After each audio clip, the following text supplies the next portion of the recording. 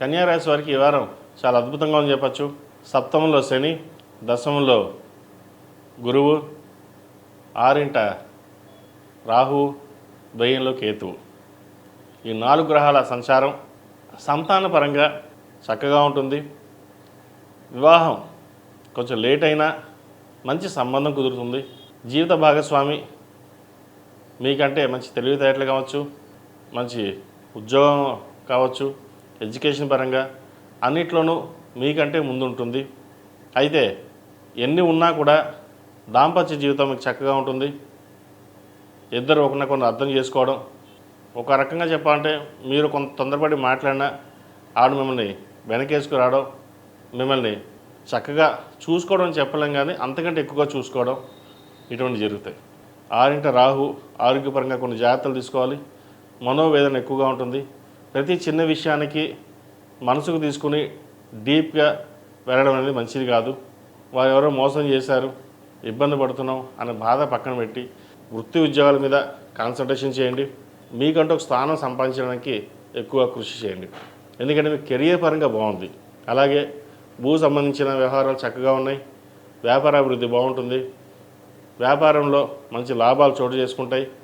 భాగస్వామ్య వ్యాపారాలు బాగా కలిసి వస్తాయి. ప్రయాణాలు కూడా అధికంగా చేయవలసిన పరిస్థితి ఉంది. అవి మంచి ప్రయాణాలని చెప్పచ్చు.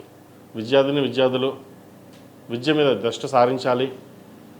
కొంత డైవర్షన్ అనేది ఏర్పడుతుంది. డైవర్షన్ కూడా ఉంది. వాటి విషయంలో జాగ్రత్త తీసుకోండి. వైద్య వృత్తిలో కావచ్చు, సాఫ్ట్వేర్ రంగం కావచ్చు, MBA ఫినాన్స్ కావచ్చు, ఏదైనా సరే మీకు సంబంధించిన విద్యలో మంచి రాణింపు తెచ్చుకోగలుగుతారు. ఈ రాశిలో జన్మించిన స్త్రీలకు వృత్తి ఉద్యోగాల పరంగా, వ్యాపార పరంగా సానుకూల పరిస్థితులు గోచరిస్తున్నాయి. విద్యా విషయాల్లో కూడా హైయర్ ఎడ్యుకేషన్ కోసం విదేశాలకు వెళ్ళాలని ప్రయత్నం చేస్తున్న వారికి మంచి అవకాశాలు కలిసి వస్తాయి. దైవానుగ్రహం మీరు చక్కగా ఉంది. ప్రతిరోజు దక్షిణామూర్తి స్తోత్రాన్ని పఠించడం చెప్పదగిన సూచన. అలాగే దక్షిణామూర్తి రూపుని కానీ, కంకణం కానీ ఆడవారు కావచ్చు, మగవారు కావచ్చు ధరించండి. ప్రతిరోజు అమ్మవారికి కుంకుమార్చన కుబేర కుంకుమతో కావచ్చు, ఆరవలి కుంకుమతో కావచ్చు ప్రతిరోజు అమ్మవారిని కుంకుమార్చన చేయండి. దానివల్ల మంచి ఫలితాలు సంప్రాప్తిస్తాయి.